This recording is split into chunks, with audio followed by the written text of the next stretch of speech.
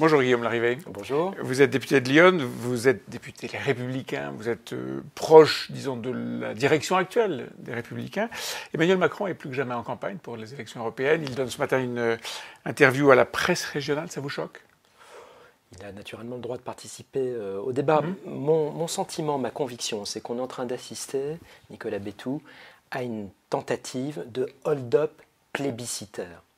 Tout est organisé comme si cette élection de 79 Français représentant la France au Parlement européen devait être considérée, cette élection, comme un référendum pour ou anti-Macron, pour ou anti-Le Pen. Je crois que c'est profondément faux et je crois surtout que 8 Français sur 10 ne veulent pas être enfermés dans ce duo Macron-Le Pen. 8 sur 10 8 sur 10, parce que vous avez, si on en croit les études d'opinion, puis aussi ce qu'on voit sur le terrain, probablement 60% des électeurs français qui n'ont pas envie de participer à cette élection, qui ne voteront pas. Et dans les 40% qui vont voter, si on en croit les études d'opinion, vous en avez à peu près 55 ou 60% qui n'ont pas envie de voter ou Le Pen ou Macron. En tout cas, qui choisissent un autre candidat ou une autre liste. Et précisément, moi je pense que c'est important dans ce moment, à quelques jours des élections européennes, de rappeler qu'il y a le choix. Ça doit être un choix de conviction, un choix de cohérence. On n'est pas condamné à être enfermé dans ce duel mortifère entre le pouvoir actuel et une alternative qui n'en est pas une, parce que c'est une alternative extrémiste. Bon, vous dites le principe vous choque, mais au fond, le président de la République dit ce matin, le président français n'est pas un chef de parti, mais il est normal qu'il s'implique dans des choix fondamentaux. Oui. Moi, je n'ai pas la même conception institutionnelle qu'Emmanuel Macron. Je ne suis pas césariste. Je pense que le président doit présider, il est en charge de l'essentiel, il ne doit pas se comporter en chef de clan. Je trouve que c'est un appauvrissement du débat. Et on a bien compris pourquoi. On a compris qu'Emmanuel Macron veut figer l'affiche qui a été celle du second tour de l'élection présidentielle qui a bien fonctionné en mai pour lui, 2017, qui a bien fonctionné pour lui, puisqu'elle a permis d'être élu président de la République il y a 2 ans. Et tout se passe comme s'il voulait figer cette affiche jusqu'en 2022. Et je crois que ce n'est pas un service qui est rendu à la France. Il faut remettre les choses dans l'ordre, Nicolas Béthou. Il s'agit d'élire 79 personnes sérieuses. Il s'agit aussi de mesurer le rapport de force entre différentes composantes politiques. Vous dites il installe un duel, mais pardon, ce duel est installé parce que, entre autres, les Républicains sont assez loin derrière. Est-ce que vous n'êtes pas déçu par le tour que prend la campagne de François-Xavier Bellamy, votre tête de liste, dans la mesure où on avait parlé d'un souffle, d'une dynamique, et que celle-ci semble s'essouffler? Bon, la vérité, c'est que les Républicains reviennent de très loin. On ne va pas faire l'historique, on en a déjà parlé. Mais moins de 10 à plus 10. Si longtemps. Non, mais même avant. On a assisté, je vous le rappelle, en 2012 et en 2017, à un échec extrêmement important. Donc, mais il y a 2 ans, c'était 20%. Il a fallu se reconstruire. Il a fallu aussi acter la trahison d'un certain nombre de personnes qui sont allées à la gamelle. Voilà. Et ce que nous faisons là depuis 1 an à peu près avec... Vous parlez des ministres de droite qui sont aujourd'hui dans le gouvernement d'Édouard Philippe. Mais bon, tout ça est presque accessoire, mais enfin ça compte quand même. Ce que nous faisons depuis 1 an, c'est que nous nous reconstituons une équipe, un socle qui est cohérent. Et ce matin, je veux vraiment insister sur ce mot de cohérence et de cohésion. Quand on regarde aujourd'hui La République en marche, c'est vraiment le pâté aux alouettes. Enfin, vous avez comme Bendit, Madame Royal, quelques écologistes radicaux. Madame Royal, si, elle s'est prononcée. Non, elle ne s'est pas prononcée. Elle laisse dire que, mais elle n'a pas donné son point de vue formellement. En tout cas, à la limite, c'est presque anecdotique. Mais enfin, globalement, on voit bien dans la composition de cette liste et dans ces bouts de programmes qui sont diffusés que tout ça est quand même très incohérent et tout ça a produit aussi assez peu de résultats au pouvoir. Et nous, on a un socle de droite et de centre droit régional. La cohésion, oui, mais ce socle, il est à 12%. Est-ce que c'est ça votre objectif? À ce stade, on verra. Vous savez, il vaut mieux gagner les élections. Je crois que c'est Raymond Aron qui dit qu'on fait de la politique pour gagner. Oui, évidemment. Bon, mais on verra. Moi, je suis absolument persuadé que à la fin de la journée, les Français ne voudront pas être enfermés dans ce duel. Est-ce qu'ils le diront dès dimanche? Est-ce qu'ils le diront dans 3 ans?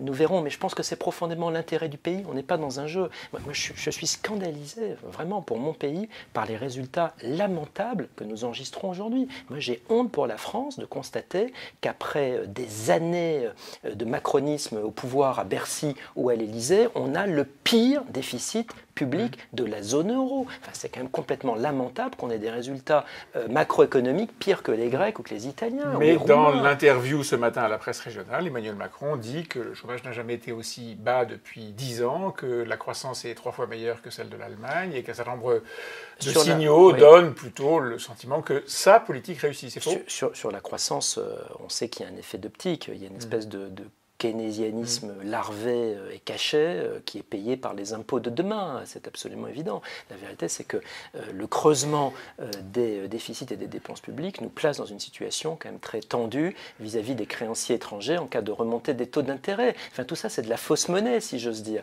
Et je trouve qu'il y a un côté faussaire, il y a un côté imposteur chez Emmanuel Macron, y compris dans la manière dont il instrumentalise quelques résultats tout à fait médiocres et tout à fait décevants. La vérité, c'est que depuis 2 ans, il n'y a pas eu une véritable transformation structurelle de l'économie et du pays. Faussaire,